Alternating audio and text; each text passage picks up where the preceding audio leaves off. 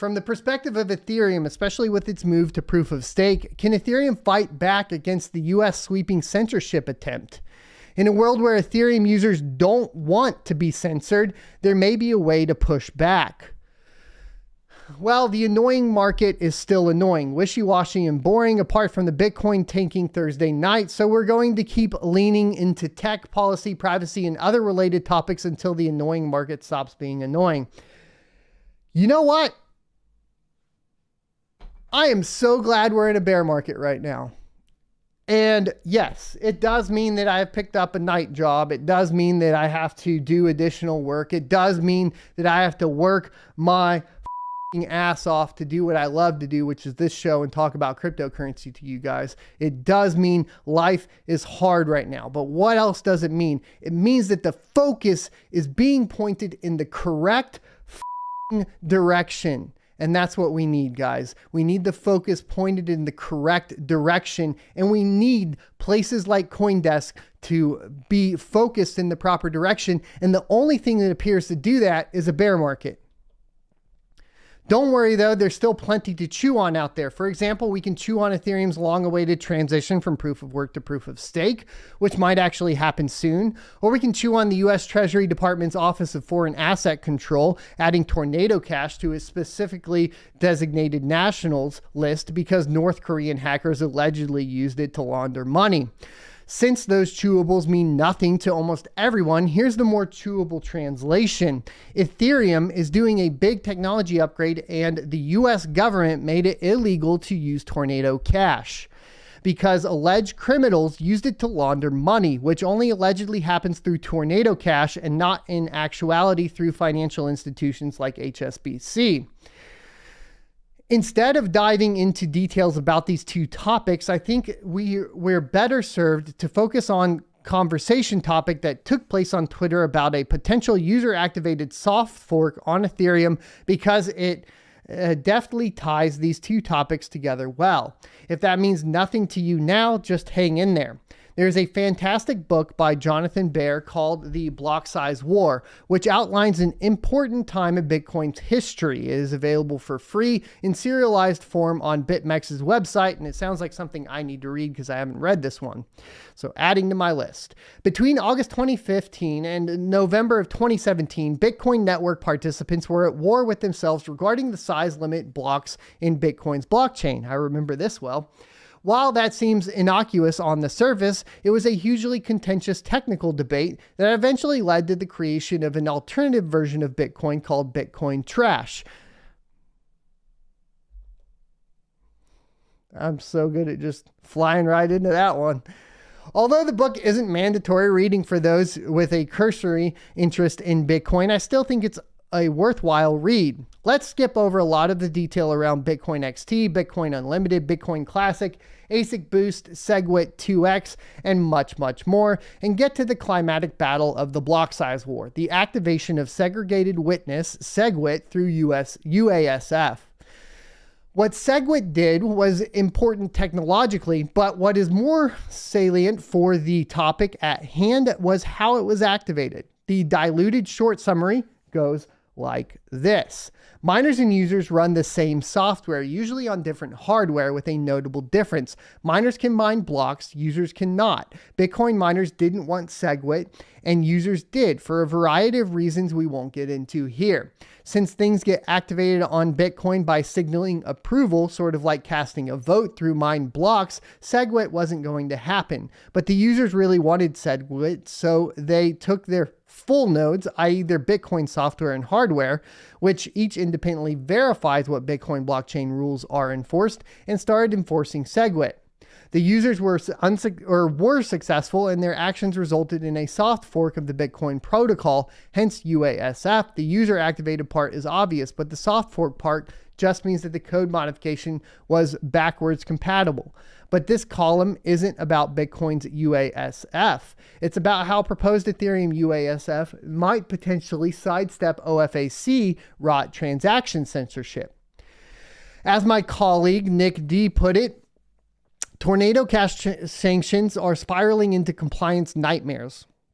That seems correct. Users who have interacted with Tornado Cash have lost access to decentralized finance platforms like Aave, which uses Ethereum as its foundation. It seems that DeFi platforms took the OFAC sanctions to heart and barred users even if there was no proof of wrongdoing. And this is kind of another shift in the grander scheme of society that I've noticed recently too. We have moved from a society that values innocent until proven guilty into guilty until proven innocent. And you just can't manage a society or a world where you just deem everybody guilty until proven innocent, because then you have to go around and prove that everybody is innocent. And that's just too time consuming and it's ridiculous. This is a slippery slope.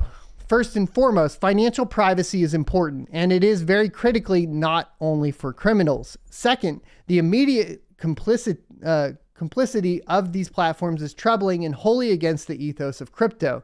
Crypto was built up by those who wanted to opt out of the financial system or felt otherwise disenfranchised. It is very clear that crypto proponents should discourage censorship if they're interested in remaining consistent. But here's where it gets interesting. Naturally, users don't want wide sweeping censorship.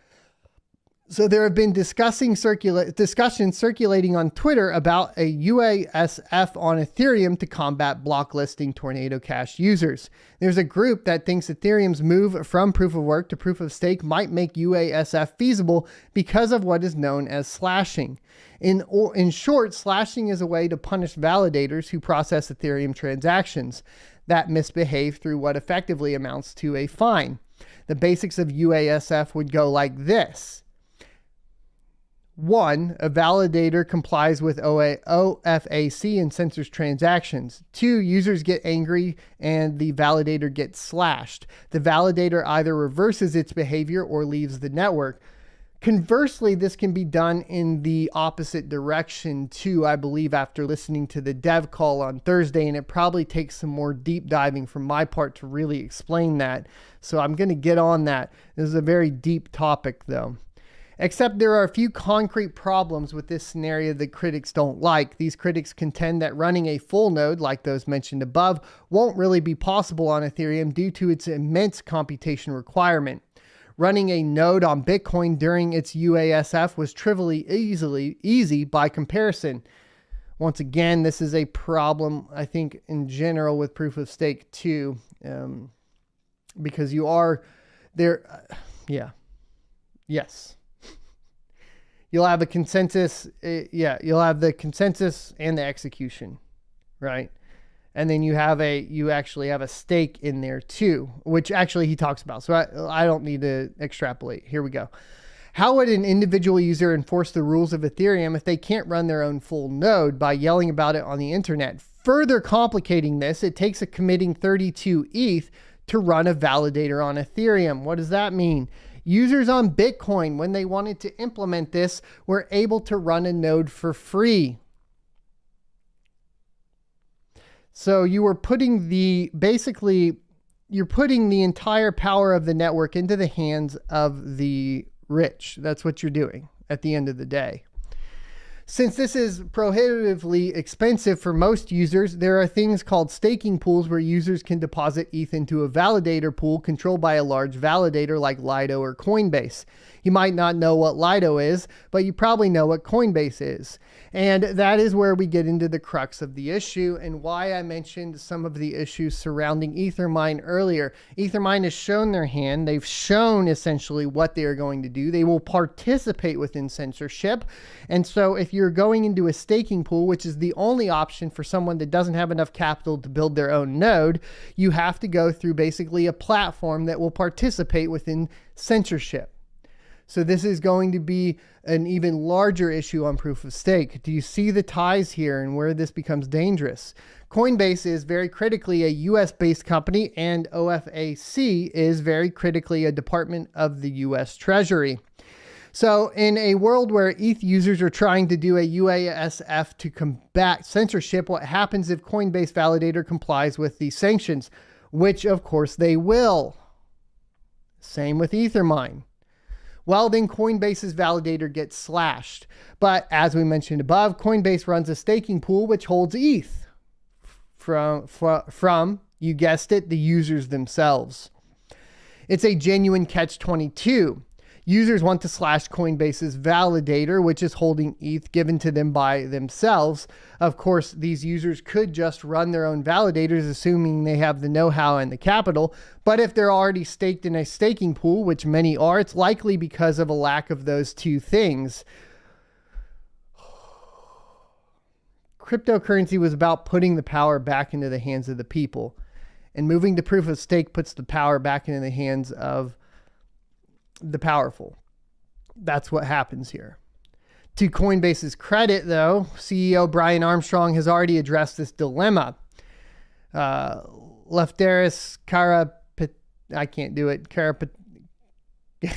Karapetsas asked staking pools on Twitter what they would do if they were asked to censor an Ethereum protocol level, giving them two options: comply or shut down the staking service to preserve network integrity. Armstrong replied, writing, if we did, we'd go with B, I think. Got to focus on the bigger picture. And I don't know that I believe him necessarily. This would be great if it actually occurs, but will it? My skepticism stems from the idea of UASFing the corporates, as Eric Wall put it. Might come down to corporates UASFing themselves. A corporate activated soft fork just doesn't have the same bite as a user activated one. That said, there are many more technical details that were left out, and in the end, the viewpoint is still rooted in speculation. I could very well be wrong about a UASF is successfully carried out on Ethereum. I will lastly add that even though I'm generally an Ethereum skeptic, I do think that actively cheering against a fight against sweeping financial censorship should be avoided.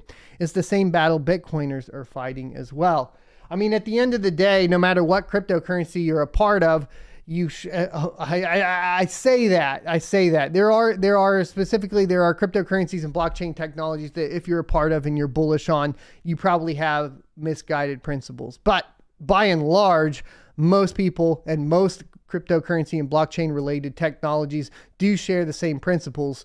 And I think that it is a time where the Bitcoin maxis and the Ethereum,